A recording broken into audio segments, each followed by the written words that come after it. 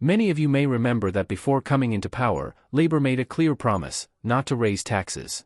But now, just months later, we're seeing a different story.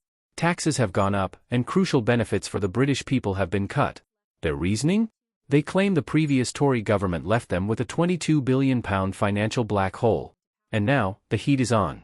In a fiery exchange in the House of Lords, a Conservative MP put a Labour MP on the spot, demanding answers on this so-called financial black hole. Watch this clip and see for yourself. My Lords, I thank the noble Lord the Minister for his answer, but I'm afraid I have to challenge the validity of his data on what he refers to as the black hole.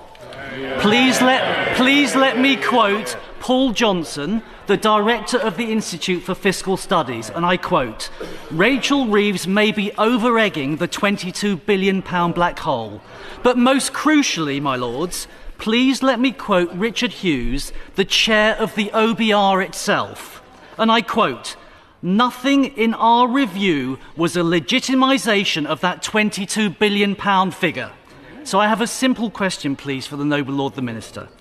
When the OBR says nothing in their review was a legitimisation of the number that has now been repeated 59 times from His Majesty's government benches, is the chair of the OBR wrong?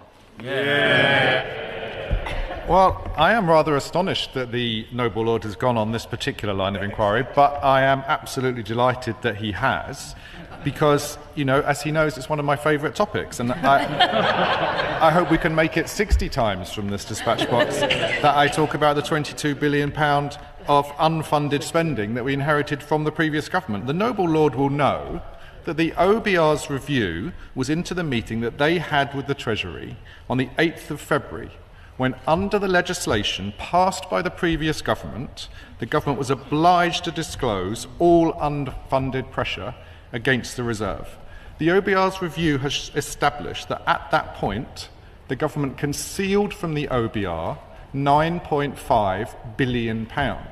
Now, before we dismiss £9.5 billion, that is equal to the entire capital education budget, the entire capital health budget. So that is not a drop in the ocean. That is £9.5 billion. The OBR then made 10 recommendations to stop this from ever happening again, and we have accepted all of those in full.